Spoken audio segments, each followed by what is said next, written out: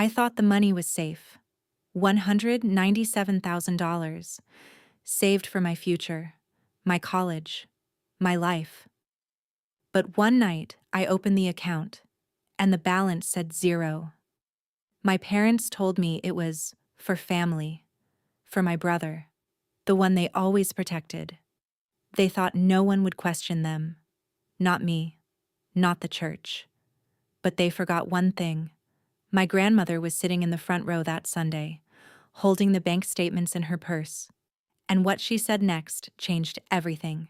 If you're caring for someone, an elderly parent, a young child, or someone who's sick, and you feel exhausted, know this: you're doing one of the most extraordinary things in the world. Where are you? Who are you caring for? Write it down. We see you. And stay until the end. Because what happened in that church that morning was something my parents never expected. And the moment my grandmother stood up to speak, the truth about our family finally came into the light. The morning sunlight slipped through the thin curtains of Emily Parker's apartment, painting soft golden lines across the kitchen table. It was the kind of quiet, ordinary morning that never hinted how quickly life could fall apart. Emily stood by the counter, pouring coffee into the chipped white mug she'd owned since college. The smell of fresh coffee filled the small apartment, mixing with the faint scent of laundry detergent from the clothes drying near the window.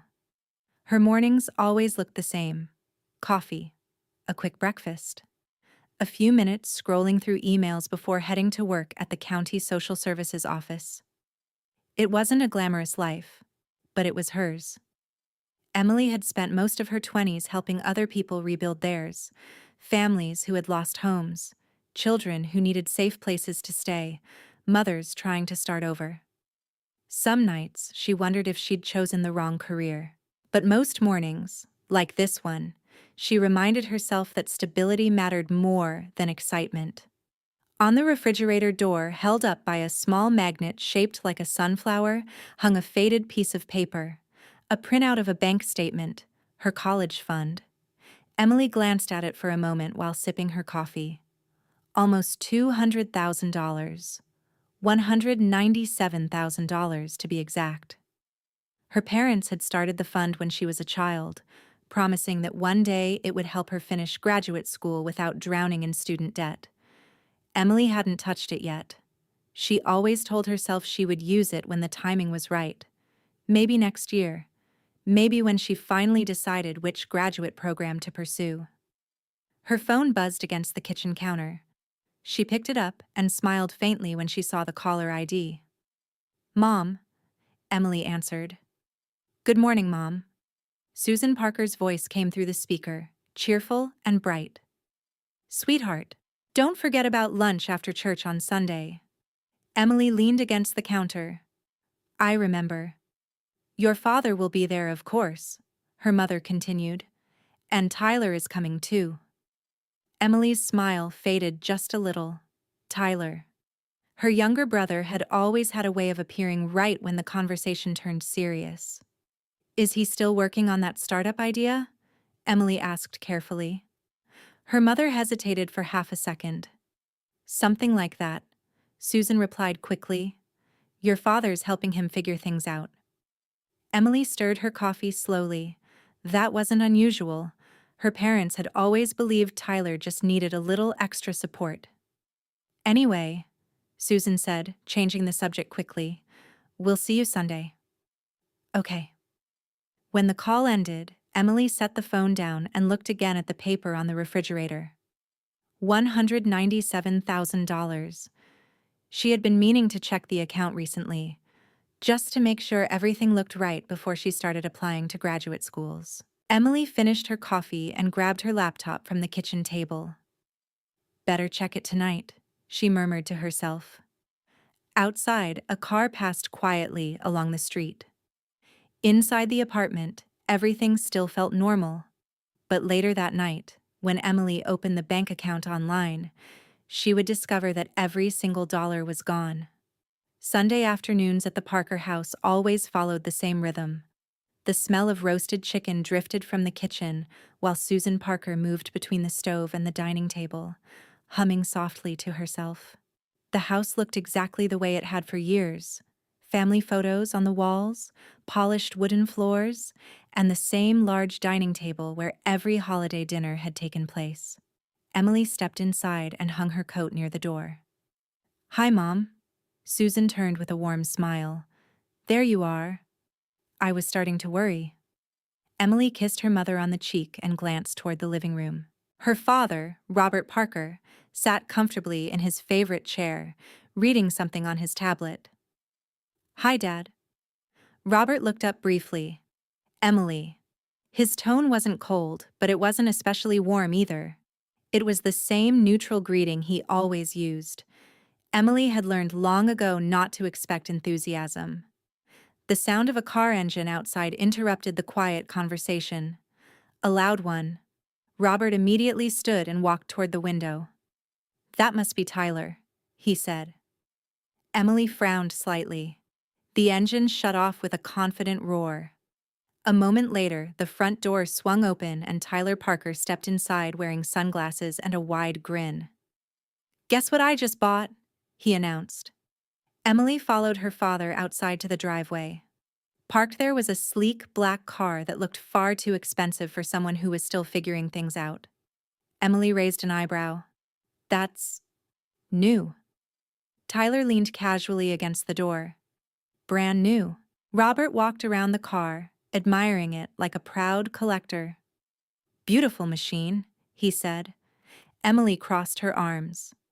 "I thought your company was still getting off the ground." Tyler shrugged. "Investments." Susan appeared in the doorway behind them. "Your brother is finally making progress," she said proudly. Emily studied the car again. Something about the situation didn't sit right with her. "How much did it cost?" she asked.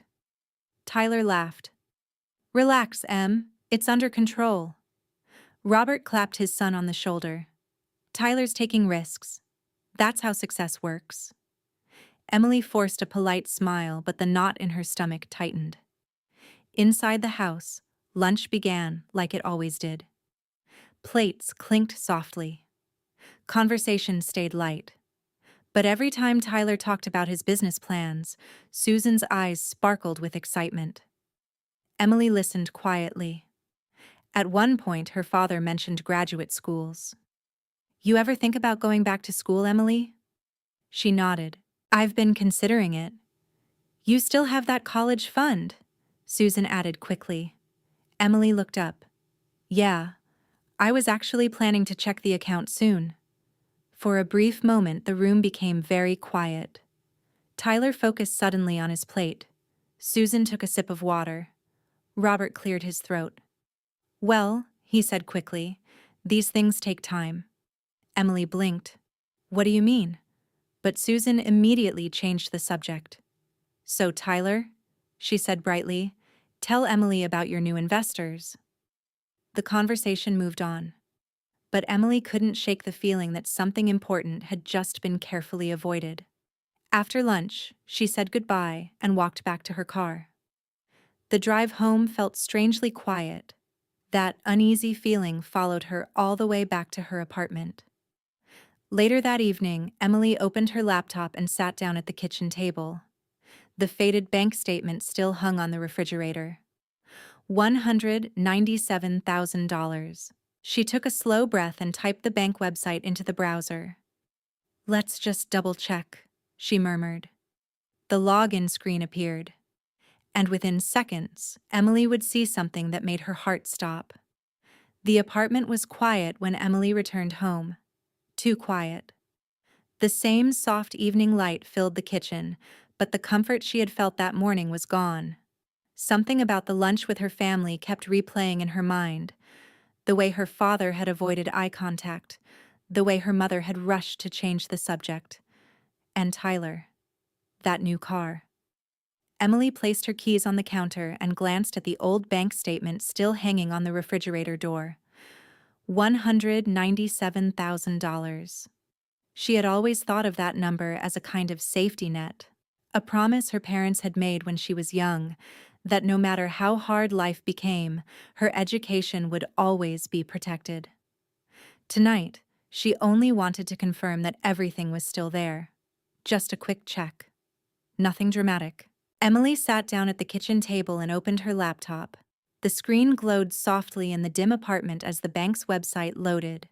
She typed in her username and password without thinking, the familiar routine almost automatic. For a moment, the page froze while the system processed the login. Then the account dashboard appeared. Emily blinked. She leaned closer to the screen. The number displayed in the balance column didn't make sense. $0. She stared at it for several seconds, certain she had opened the wrong account. "That's not right," she murmured. Her fingers moved quickly across the trackpad as she refreshed the page. The number didn't change. 0. A strange ringing began in her ears. Emily clicked on the transaction history. Rows of numbers filled the screen. Deposits from years ago. Small interest payments. Everything looked normal until she reached the entry dated 6 months earlier.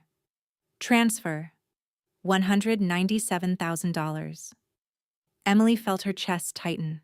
The description beside the transaction made the room seem suddenly smaller. Authorized withdrawal. Her eyes moved to the approval section. Account authorization. Robert Parker. Her father. Emily pushed her chair back slowly, the sound scraping across the kitchen floor. "No," she whispered. Her mind raced through possibilities. A mistake. A bank error. Maybe her father had moved the money temporarily. Maybe there was another account. There had to be some explanation. Because the alternative was impossible. Emily grabbed her phone and stared at her father's contact name on the screen. Her thumb hovered over the call button, but instead of calling, she stood up suddenly and reached for her car keys. This wasn't the kind of conversation that could happen over the phone. If her father had really taken the money. Emily needed to look him in the eye when she asked why. Outside, the night air felt colder than usual as she walked toward her car. Within the next 20 minutes, she would be standing in her parents' living room. And the truth about the missing $197,000 was about to tear her family apart. The lights in the Parker house were still on when Emily pulled into the driveway. Her parents' home looked exactly the way it always had. Warm yellow light glowing through the windows, the familiar oak tree swaying gently in the front yard. For a moment, Emily sat in the car with the engine running. Part of her hoped the bank had made a mistake. Part of her hoped she was about to walk inside and hear a simple explanation, but the image of that transaction record refused to leave her mind. Authorized withdrawal. Robert Parker. Emily stepped out of the car and walked quickly to the front door. She didn't bother knocking. Inside, her father sat in the living room watching television, the glow from the screen flickering across his face. He looked up in surprise when she entered. "Emily?" Her mother appeared from the kitchen moments later. "What are you doing here so late, sweetheart?" Emily didn't answer right away. Instead, she walked slowly into the living room and placed her phone on the coffee table. The bank app was still open on the screen. Her father glanced down at it. Then he leaned back in his chair. "What's this about?" he asked calmly. Emily crossed her arms. "I checked the college fund tonight." For the briefest moment, neither of her parents spoke. The silence in the room stretched thin. "The account is empty," Emily said. Her father sighed. "Well, yes." The answer hit her harder than she expected. "You knew?" Her mother stepped forward quickly. "Emily, honey, it's not what you think." Emily's eyes moved between them. "Then tell me what it is." Robert muted the television and folded his hands together. "There was a situation," he said carefully. "A situation?" "With Tyler." Emily felt a cold weight settle in her stomach. "What kind of situation?" Her mother glanced toward the hallway. "Your brother ran into some financial trouble." Emily let out a short, disbelieving laugh. "So you gave him my college fund?" "It wasn't like that," Susan said quickly. Robert spoke again, his tone firm. "Family helps family." Emily stared at him. "That was my money." It was family money, Robert corrected. Before Emily could respond, the sound of footsteps came from the hallway. Tyler walked into the living room, holding his phone in one hand. He stopped when he saw Emily standing there. "What's going on?" Emily turned slowly toward him. For a moment, none of them spoke. Then Emily asked the question that had been building in her chest since she saw the empty account. "Tyler." Her voice was quiet but sharp. "Did you know they took my $197,000? Tyler looked from Emily to their parents, his confident expression fading slightly. "Where did you hear that?" he asked. Emily gestured toward the phone on the coffee table. "The bank account," she said. "Every dollar is gone." For a moment, Tyler didn't speak. Then he rubbed the back of his neck and shrugged. "Look, things got complicated." Emily stared at him in disbelief. "That's your explanation?" Susan stepped forward quickly. "Emily, sweetheart, please try to understand." Her voice had shifted into the soft, patient tone she always used when she believed someone else was being unreasonable. "Your brother was in serious trouble," she continued. "His business almost collapsed." Emily let out a short laugh. "And the solution was stealing from me?" Robert's expression hardened. "Watch your language." Emily turned toward him. "What would you call it?" Robert stood up slowly, his voice calm but firm. "I call it protecting this family." Emily felt anger rising in her chest. "That money was for my education." "And Tyler needed it to survive," Robert replied. Emily shook her head. "You didn't even ask me." Susan crossed her arms. "If we had asked, you would have said no." Emily blinked. "That's exactly the point." But her mother simply sighed as if dealing with a stubborn child. "You're being dramatic." The words hung in the room like a slap. Emily looked from one face to another. Neither of her parents seemed embarrassed. Neither of them looked guilty. If anything, they seemed irritated that she had shown up at all. Tyler shifted his weight awkwardly. "Look," he muttered. "I didn't expect things to get this tense."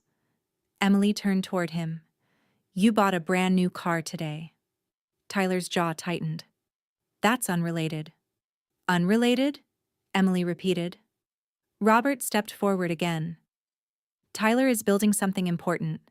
Sometimes success requires investment." Emily felt as if the floor beneath her had tilted. "So my future was your investment plan?" No one answered. The silence in the room said enough. Emily picked up her phone from the coffee table and slipped it into her pocket. "You know what hurts the most?" she said quietly. "It's not the money." Susan frowned. "Then what?" Emily looked directly at her parents. "You didn't even think I deserved to be part of the decision." Robert exhaled impatiently. "Emily, stop acting like a victim." Those words settled heavily in the air. For a long moment, Emily simply stood there, absorbing them. Then she nodded slowly. "Okay," she said. Her calm voice surprised everyone in the room. Without another word, Emily turned and walked toward the door. Behind her, Susan called out, "You're overreacting." Emily didn't stop. She stepped outside into the cool night air and closed the door behind her. For the first time in her life, she realized something painful. This wasn't just a misunderstanding. Her parents had chosen a side, and it wasn't hers. The next few days passed in a strange, quiet blur. Emily threw herself into work the way she always did when life became overwhelming. At the county social services office, she spent hours reviewing case files, making phone calls, and helping families navigate problems that often felt impossible. Normally, her job grounded her. But this time, the thought of the missing $197,000 followed her everywhere. Every time she opened her laptop, every time she paid a bill, the number echoed in the back of her mind. $197,000. Gone. And worse than the money was the conversation she couldn't stop replaying. Family helps family. Stop acting like a victim. Emily had grown up believing her parents were fair people. Now she wasn't sure she knew them at all. On Wednesday evening, her phone buzzed with a notification. A message from a woman at church. Karen Miller. "Hey, Emily. I heard things got a little tense with your parents. Everything okay?" Emily frowned. She hadn't told anyone at church about the argument. Another message appeared a few minutes later. This time from a different church member. David Cole. "Your dad said Tyler had a business crisis. Hope you're supporting your family?" Emily stared at the screen. A slow realization began forming in her mind. Her parents had already told their version of the story, and apparently, in that version, Emily was the problem. Later that Sunday morning, Emily walked into church with a knot in her stomach. The familiar wooden doors creaked softly as she stepped inside. Normally, church felt peaceful. Today it felt different. Several people greeted her politely, but there was something cautious in their voices. Sympathy. Or maybe judgment. Emily slid quietly into a seat near the middle row. Across the room, she could see her parents sitting comfortably in their usual place near the front. Tyler sat beside them, looking perfectly relaxed, as if nothing had happened, as if her future hadn't just been erased. Emily lowered her gaze, trying to focus on the sermon. But halfway through the service, she felt someone gently tap her shoulder. She turned around. Grandma Eleanor stood behind her, leaning slightly on her cane. Her sharp eyes studied Emily carefully. "Sweetheart," the old woman said quietly. Emily forced a small smile. "Hi, Grandma." Grandma Eleanor didn't smile back. Instead, she sat down beside her and folded her hands calmly in her lap. "I heard an interesting story this week," she said softly. Emily felt her chest tighten. "What story?" Grandma's eyes moved briefly toward the front row where Robert and Susan Parker sat.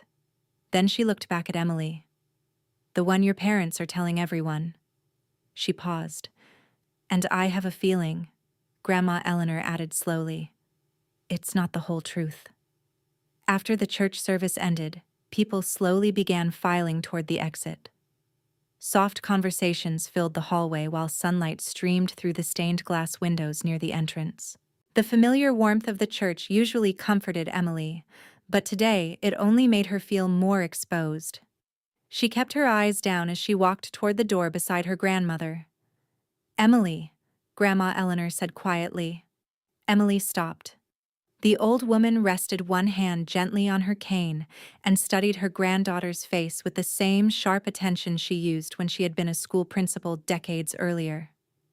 "You look tired." Emily gave a weak smile. "It's been a long week." Grandma tilted her head slightly. "That's one way to describe it." For a moment, neither of them spoke. Then Grandma nodded toward a quiet bench near the side wall. "Sit with me for a minute." Emily sat down beside her, unsure what was coming next. Across the room, her parents stood talking to several church members, smiling as if nothing unusual had happened. Tyler laughed at something one of the men said. The sight made Emily's stomach tighten. Grandma followed her gaze. "They seem very relaxed," she observed. Emily exhaled slowly. They told everyone their version of the story. Grandma turned back toward her. "And what version would that be?" Emily hesitated. "That Tyler had a financial emergency," she said quietly, "and that I'm upset because I don't want to support my own family." Grandma's expression didn't change, but her eyes sharpened. "And the truth?" Emily looked down at her hands. "They took my college fund," she said. Grandma remained silent. Emily continued. $197,000. Still, the old woman said nothing. Emily glanced up. "You're not surprised?" Grandma gave a small, thoughtful nod. "I had a feeling something wasn't right." Emily frowned. "What do you mean?" Grandma leaned slightly closer. "Your parents mentioned the situation to me earlier this week," she said calmly. "They said you misunderstood something about the money." Emily felt a bitter laugh rise in her throat. "I wish I had." Grandma's voice remained steady. Tell me exactly what happened. Emily explained everything: the empty account, the transaction record, her father's name listed as the authorization, and the argument that followed. When she finished, Grandma tapped her cane lightly against the floor. Did they show you any paperwork? Emily blinked. No. Any bank documents? No. Grandma nodded slowly, as if confirming a private suspicion. That's what I thought. Emily stared at her. What do you mean? Grandma Eleanor folded her hands calmly over the handle of her cane.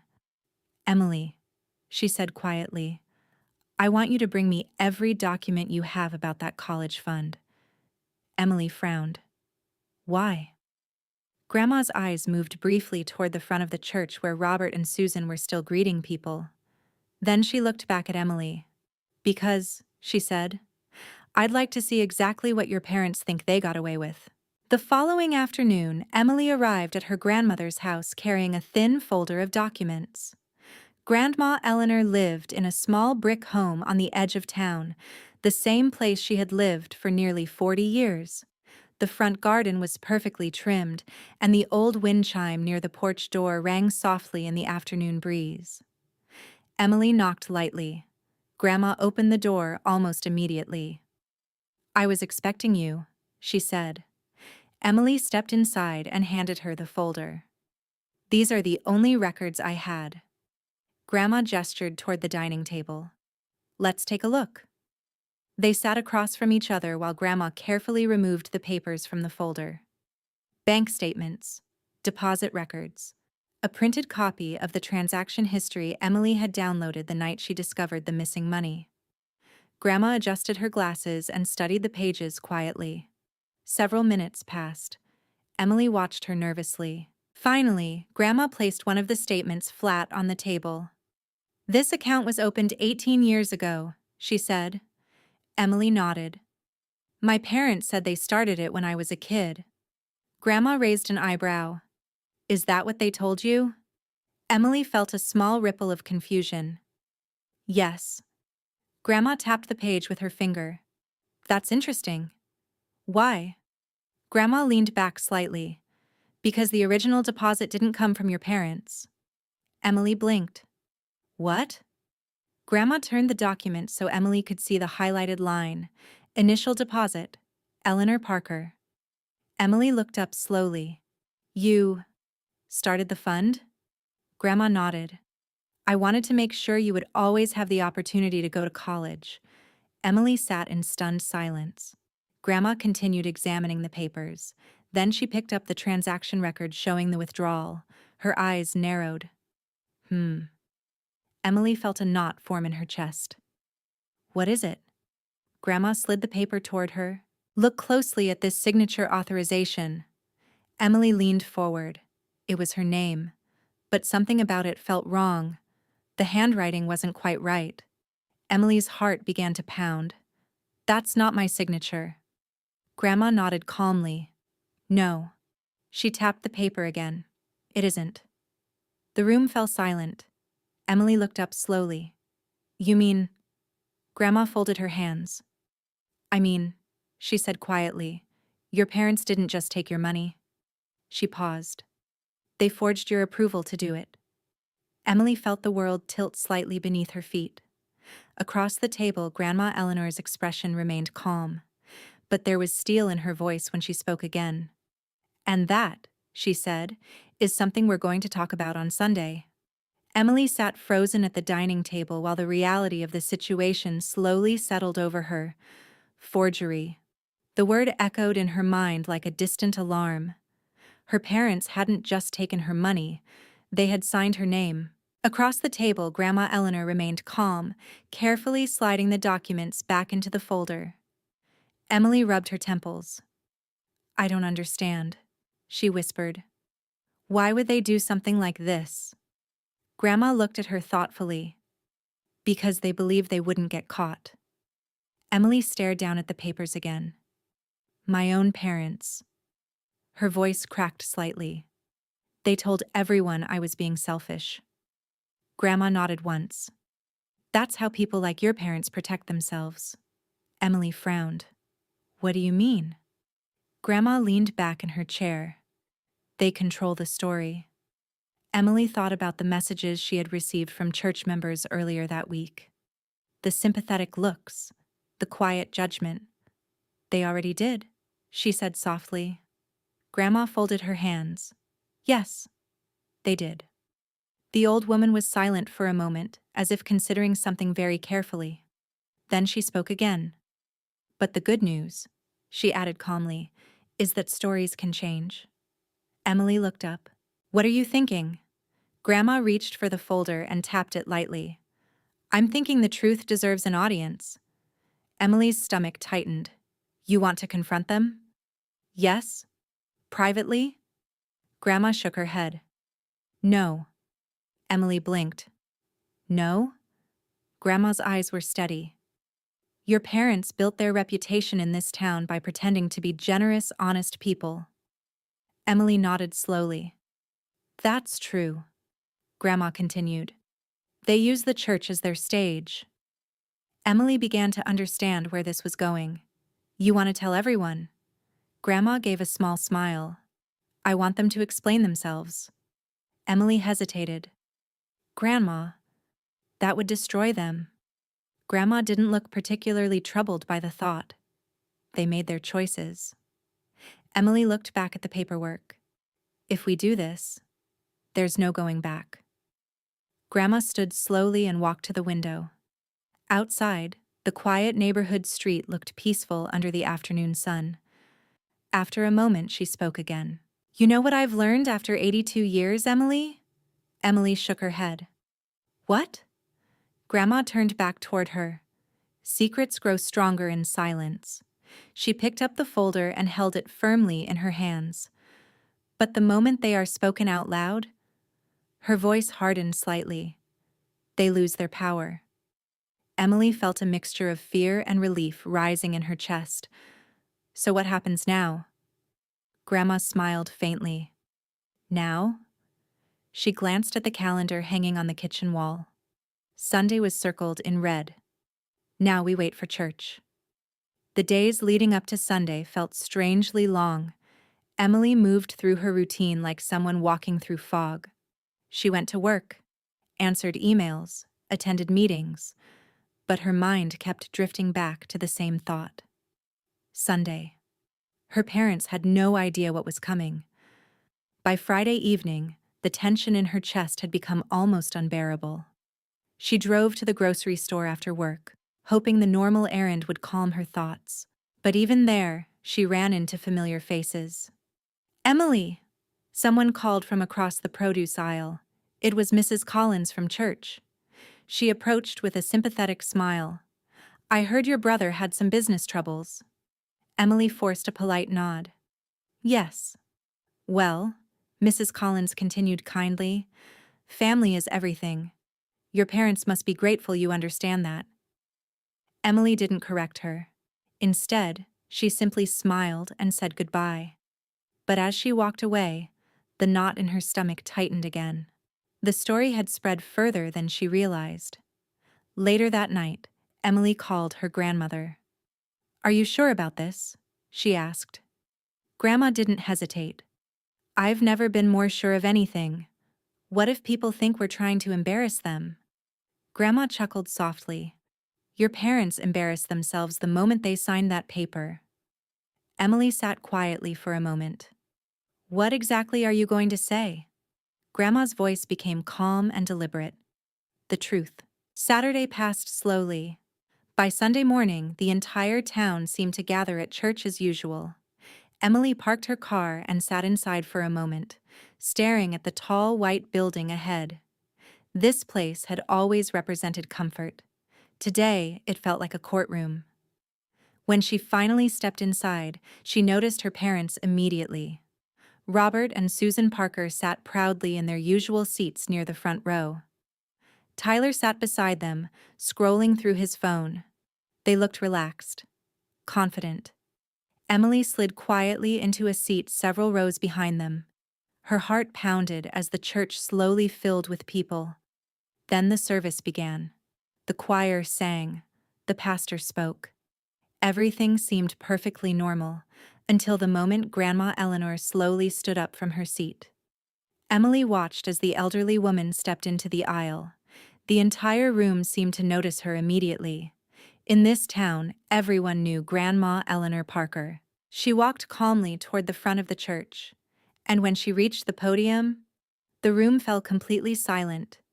Grandma Eleanor stood quietly behind the wooden podium while the entire church watched her. The pastor looked slightly confused but respectful. "Mrs. Parker," he said gently, "did you want to share something with the congregation?" Grandma nodded once. "Yes, Pastor, I believe I do." Her voice carried clearly through the sanctuary despite her age. Emily felt her heart pounding as she sat frozen in her seat. Across the room, her parents looked mildly puzzled. Robert Parker leaned slightly toward his wife. "What is she doing?" he whispered. Susan shook her head. "I have no idea." Grandma adjusted the small stack of papers in her hands. For a moment, she looked around the church. Many of the faces staring back at her were people she had known for decades: neighbors, friends, former students. "This church," she began calmly, "has always been a place where people come to talk about honesty." The congregation listened quietly. "We talk about integrity." Her eyes moved slowly toward the front row. "And we talk about family." Robert shifted uncomfortably in his seat. Grandma continued. "For many years, my son Robert and his wife Susan have been respected members of this community." Several people nodded. They volunteer. They donate.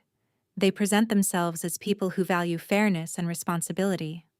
Robert forced a polite smile, but Grandma's voice changed slightly. "But last week," she continued, "I learned something that deeply troubled me." A quiet murmur spread through the room. Emily held her breath. Grandma lifted one of the papers. "This document," she said, "shows a withdrawal from a college savings account." She paused. "An account created for my granddaughter, Emily." Several people turned their heads toward Emily's seat. The room grew quieter. Grandma continued speaking. "The amount withdrawn was $197,000. Gasps spread through the church. Robert suddenly sat upright. Susan's face drained of color. Grandma held up the document so the pastor could see it. "This account was originally created with money I deposited when Emily was a child." Emily felt the weight of dozens of eyes turning toward the Parker family. Grandma's voice remained steady. "6 months ago, the entire balance was removed." She paused. "And according to these records," her gaze moved directly to the front row, "the withdrawal was authorized by my son." Robert's face turned pale. Susan grabbed his arm, but Grandma wasn't finished. She lifted a second document. "And there is one more detail." The room had become so quiet that every word echoed against the walls. Grandma looked directly at Robert Parker. "The authorization form includes Emily's signature." She paused again. "And that signature," her voice hardened slightly, "is not real." The entire church erupted into whispers. Robert stood up suddenly. "That's ridiculous." But Grandma didn't even raise her voice. Instead, she calmly placed the papers on the podium. "Then perhaps," she said quietly, "you would like to explain it." The quiet murmurs inside the church quickly turned into a wave of shocked whispers. Robert Parker stood frozen in the front row. For years, he had been one of the most respected men in the congregation. Now, every pair of eyes in the room seemed to be focused directly on him. "That accusation is completely false," he said firmly. But his voice lacked the confidence it usually carried. The pastor stepped closer to the podium, glancing down at the documents Grandma had placed there. "Mr. Parker," he said carefully, "would you like to respond?" Robert looked around the room. Faces he had known for decades now stared at him with uncertainty. Susan stood beside him, gripping his arm tightly. "This is a misunderstanding," she said quickly. Emily watched the scene from her seat, her heart racing. For the first time since the argument at home, she saw something she hadn't seen before. Fear. Tyler shifted nervously in his seat. Robert stepped forward into the aisle. "My daughter is upset," he said loudly. "She misunderstood a family decision." A few people exchanged glances. Grandma Eleanor remained completely still behind the podium. "Then explain the signature," she said calmly. Robert hesitated. "It was authorized within the family." "That is not what the document says," Grandma replied. The pastor lifted the paper again. The forged signature was clearly visible. Robert's confidence began to crumble. Tyler suddenly stood up. "Dad?" Robert turned sharply. "Sit down." But Tyler didn't. His voice came out quieter than usual. "You told me Emily agreed." The room erupted again. Susan's face went pale. Robert's expression hardened instantly. "That's enough." But the damage had already been done. People in the congregation began whispering more loudly now. Emily could hear fragments of conversations all around her. Forgery. $200,000. His own daughter. The pastor slowly set the documents back on the podium. "Mr. Parker," he said carefully, "this is a serious matter." Robert looked around the room one more time. For the first time in years, he no longer looked like the most respected man in the church. He looked like someone running out of excuses. Across the aisle, Emily met his eyes. And in that moment, something inside her finally shifted. For the first time since discovering the empty account, she realized the truth was stronger than their lies. The church had never been this quiet before. Even during the most serious sermons, there was always the sound of shifting feet or the soft rustle of clothing. Now the silence felt heavy. Robert Parker stood in the aisle, his shoulders tense as dozens of familiar faces watched him. For years, he had been the one giving advice to others in this very room. Now he was the one being questioned. "This entire situation is being exaggerated," Robert said firmly. "The money was used to help a member of our family during a crisis." Grandma Eleanor didn't move from the podium. "Your son," she said calmly. Robert ignored her. Tyler had an opportunity that required immediate financial support. A murmur passed through the congregation. Emily sat still several rows behind them, her hands folded tightly in her lap. Her father still hadn't mentioned the most important detail, that the money had never been his to give. The pastor cleared his throat. "Mr. Parker, the concern here isn't simply the money." He lifted the document again. "It's the signature." Robert opened his mouth to respond, but before he could speak, Tyler shifted nervously beside his mother. "This is getting blown way out of proportion," Tyler muttered. Several people turned toward him. Grandma's voice was steady. "Then, perhaps you can help clarify something." Tyler looked up. "What?" Grandma leaned slightly forward. "When your father gave you the money?" Robert turned sharply. "Tyler, don't." But it was too late. Tyler frowned. "You told me Emily agreed." The words slipped out before he could stop them. The entire church seemed to inhale at once. Robert's face darkened instantly. "That's enough," he snapped. But Tyler continued, his voice rising with frustration. "You said she signed the authorization." Susan grabbed Tyler's arm. "Stop talking." But the damage had already been done. Grandma slowly nodded. "Exactly." She tapped the document on the podium. "Emily never signed this." The whispers in the church grew louder now. People leaned toward each other, exchanging shocked looks. Emily could hear fragments of their conversations. "He lied to his own son. That's fraud. Over $200,000. Robert's voice rose above the noise. "You're twisting everything." But even he sounded less certain now. The pastor stepped forward again. "Mr. Parker," he said quietly, "did Emily actually authorize this withdrawal?" Robert didn't answer. Across the room, Emily slowly stood up. Her heart pounded as she looked toward the front of the church. For years, she had stayed quiet whenever her parents favored Tyler. But today, the truth was already out. And for the first time in her life, Emily realized she didn't have to stay silent anymore. When Emily stood up, the whispering slowly faded. For a moment, no one spoke. The congregation watched as she walked down the aisle toward the front of the church. Each step felt heavier than the last. Her parents watched her approach with expressions she had never seen before. Not anger, not disappointment. Fear. Emily stopped beside her grandmother near the podium. Grandma gave her a small nod of encouragement. Emily took a slow breath. Her voice trembled slightly at first. I didn't want this to happen here. The church remained completely silent. These people have known my family for years, she continued. Most of you watched me grow up. Several heads nodded. Emily glanced briefly at her parents before looking back at the congregation. When I checked my college account last week, she said, every dollar was gone. A soft murmur spread through the room again. That account held $197,000. Emily's voice steadied as she continued. My parents told me the money had been used to help Tyler's business. She paused. They never asked me. Robert shifted uncomfortably. Susan looked down at the floor.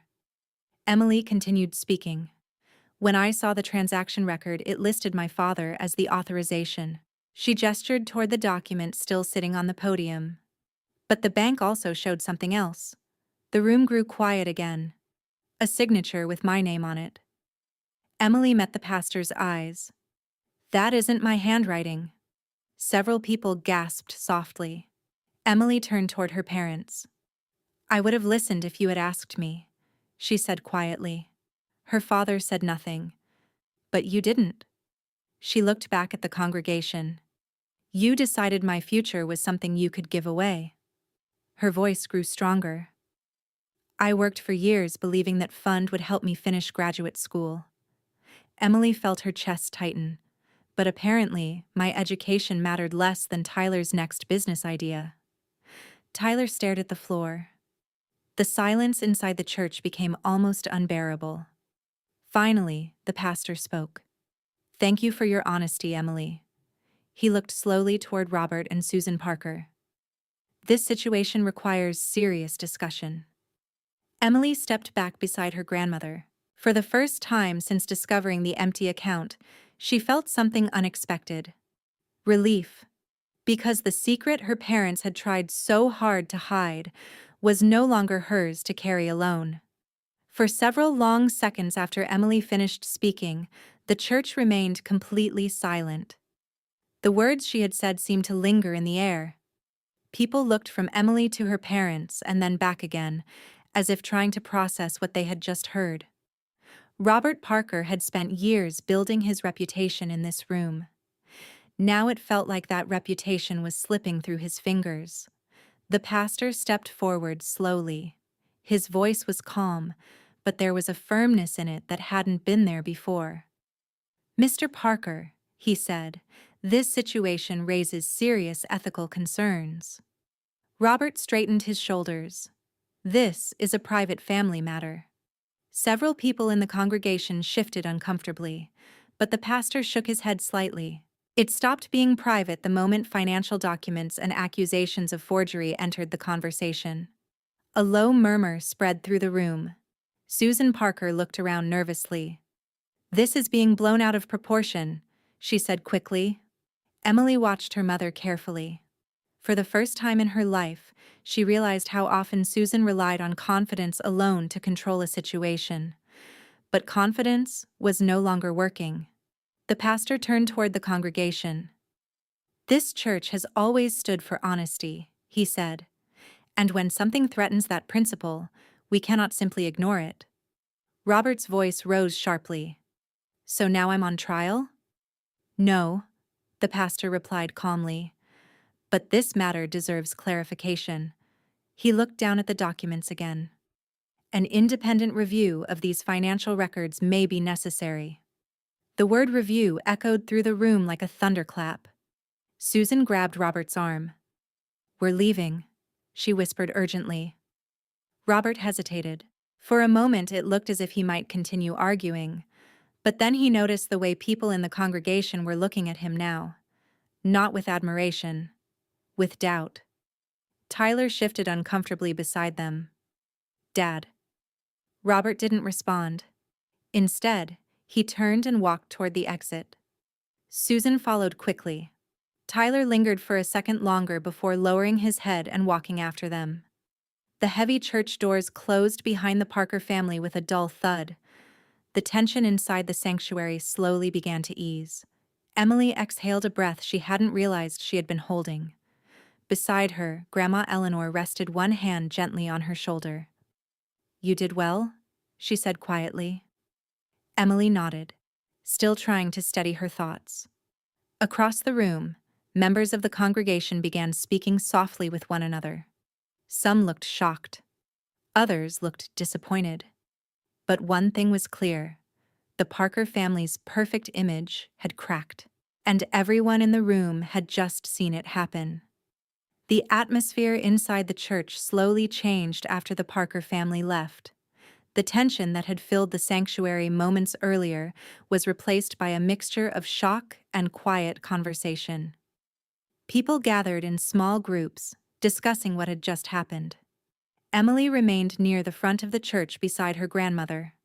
Several members of the congregation approached them carefully. Mrs. Collins was the first. Her expression was no longer sympathetic in the way it had been days earlier. Now it looked embarrassed. "Emily," she said softly. "I'm sorry."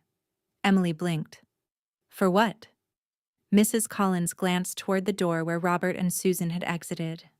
"We believe the story your parents told us." Emily nodded slowly. "I figured." A few more people stepped forward. One of the church elders spoke quietly with the pastor near the podium while examining the documents Grandma had provided. Their conversation looked serious. Grandma Eleanor leaned slightly toward Emily. "Truth has a way of spreading quickly," she said. Emily managed a faint smile. Apparently. Across the room, Tyler's best friend from church stood near the back, shaking his head in disbelief. $200,000, he whispered to someone beside him. Emily felt a strange mixture of emotions: anger, relief, exhaustion. The pastor eventually returned to the podium and cleared his throat. "Before everyone leaves today," he said, "I want to address what just happened." The room grew quiet again. "This church is built on trust," he continued. "And when serious concerns arise, we have a responsibility to look into them." Several elders nodded in agreement. "We will be reviewing the financial documents presented today," the pastor said, "and we will speak privately with the Parker family." Emily glanced at her grandmother. Grandma's expression remained calm, but there was a quiet satisfaction in her eyes. The pastor looked toward Emily again. "I also want to thank you for your honesty." Emily felt dozens of eyes turn toward her once more. "Truth is rarely easy to speak," the pastor continued, "but it matters." The congregation slowly began leaving the church after that. Some people stopped to offer Emily supportive words. Others simply gave her respectful nods. When the room finally began to empty, Emily turned toward her grandmother. "I can't believe you did that," she said. Grandma smiled faintly. "Sometimes," she replied, "people need to hear the truth in a place where they expect honesty." Emily looked back toward the front doors where her parents had left earlier. For the first time since discovering the empty account, she felt something she hadn't felt all week. The weight of the secret was gone. But as she turned back toward her grandmother, she noticed the older woman reaching into her purse. And the expression on Grandma Eleanor's face suggested she still had one more surprise left. Most of the congregation had already left the church by the time Emily and her grandmother stepped outside. The late morning sunlight felt warmer than it had earlier, as if the tension from the service had finally lifted. Emily stood on the stone steps near the entrance, watching people walk to their cars in quiet conversation. Many of them nodded respectfully as they passed her. Just a week earlier, Those same people had believed the story her parents told. Now the truth had changed everything. Emily exhaled slowly. I still can't believe that just happened. Grandma Eleanor chuckled softly beside her. Truth tends to cause a little disruption. Emily smiled faintly. That's one way to describe it. For a moment, they simply stood there in silence. Then Emily turned toward her grandmother. What happens now? Grandma reached into her purse. That depends, she said calmly. On what? Grandma removed a small envelope and handed it to her. Emily frowned. What's this? Open it. Emily slid a finger under the flap and pulled out the paper inside. Her eyes widened as she read the document. It was a bank statement, but not the one she expected. The account name read, Emily Parker Education Trust. Emily looked up in confusion.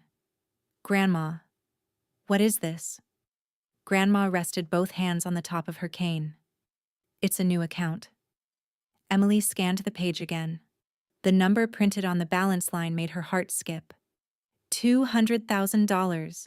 Emily stared at her grandmother in disbelief. You replaced the money? Grandma shook her head slightly.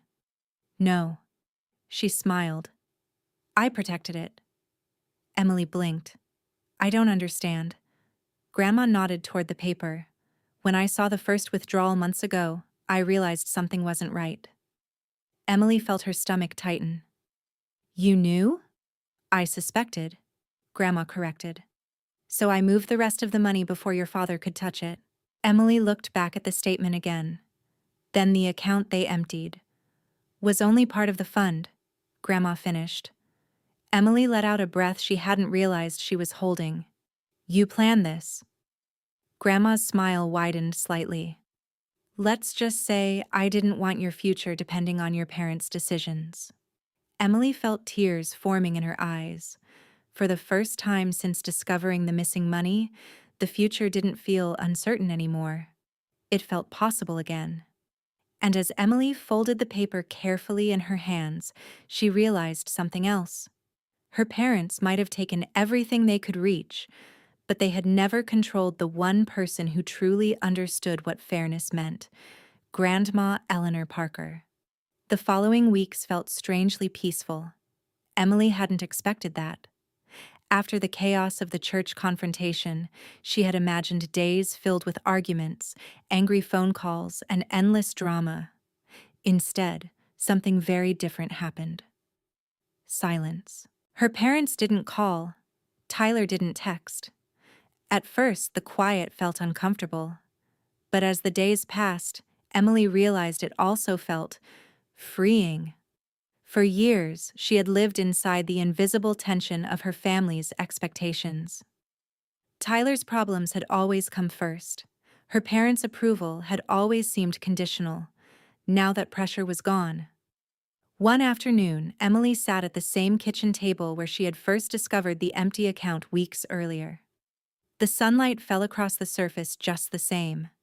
But this time, the feeling in the room was completely different. Her laptop screen displayed a university website. Graduate programs.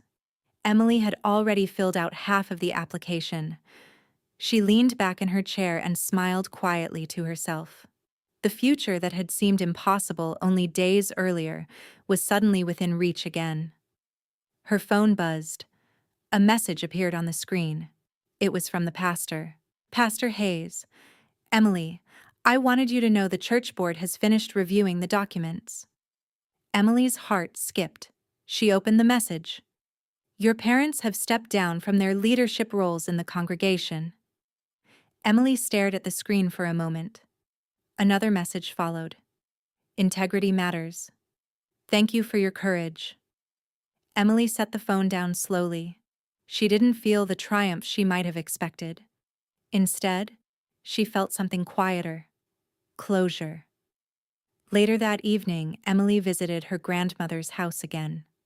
Grandma Eleanor was sitting on the porch, watching the sunset paint the sky in shades of orange and gold. Emily sat beside her. They stepped down, she said. Grandma nodded as if she had already expected that outcome. That was inevitable. Emily leaned back in the porch chair. I don't think I ever would have stood up to them without you. Grandma glanced at her. You would have. Emily smiled. Maybe. The wind chime near the porch roof rang softly in the evening breeze. For a moment, neither of them spoke. Then Grandma said something that made Emily laugh quietly. You know, she said, justice doesn't always look like revenge. Emily tilted her head. What does it look like? Grandma looked toward the horizon. Sometimes, she said, it looks like someone finally getting the life they deserved in the first place. Emily followed her gaze toward the sunset. And for the first time in a long while, the future looked bright. A month later, Emily found herself standing outside the same church again. But everything felt different. The autumn air carried the crisp smell of fallen leaves, and the familiar white building looked quieter than usual in the soft afternoon light. She wasn't there for a service this time. She had simply come to visit her grandmother. Emily pushed open the wooden doors and stepped inside. The sanctuary was empty. Sunlight streamed through the stained glass windows, casting colorful reflections across the wooden pews. For a moment, she stood there remembering the day everything had changed. The whispers, the shock. Her father's pale expression when the truth finally came out. That moment had felt like the end of something. And in many ways, it had been. But it had also been the beginning of something else. Emily heard the slow, familiar sound of a cane tapping against the floor behind her.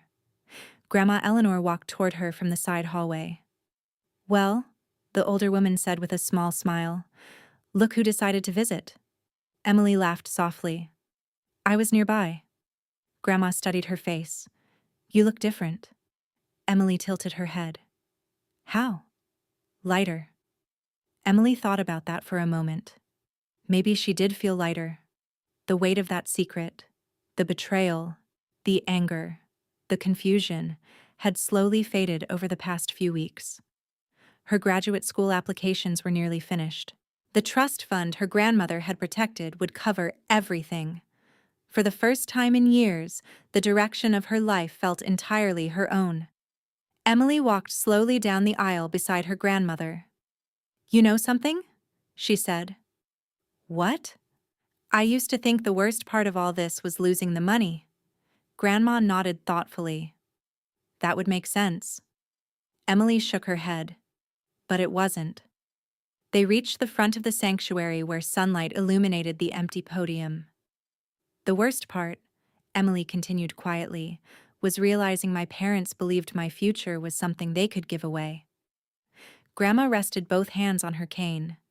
And now? Emily looked toward the stained glass windows glowing above the altar. Now I know something they didn't. Grandma raised an eyebrow. What's that? Emily smiled. That the people who try to take your future... She paused. Don't always control how your story ends. Grandma's expression softened. I'm glad you learned that. Emily looked around the peaceful church one last time, the same place where everything had collapsed, and where the truth had finally come to light. Thank you, she said quietly. Grandma squeezed her hand gently. You're welcome, sweetheart. Outside, the autumn sun continued to shine, and as Emily stepped back into the open air, she knew something for certain. The life waiting ahead of her was no longer defined by what her parents had taken. It was defined by what she had finally reclaimed, her future. Some betrayals don't come from strangers. They come from the people who were supposed to protect your future. Emily lost more than money that day. She lost the illusion that family always means fairness. But sometimes the truth has a way of finding the one person brave enough to speak it. In this case, that person was a grandmother who refused to stay silent.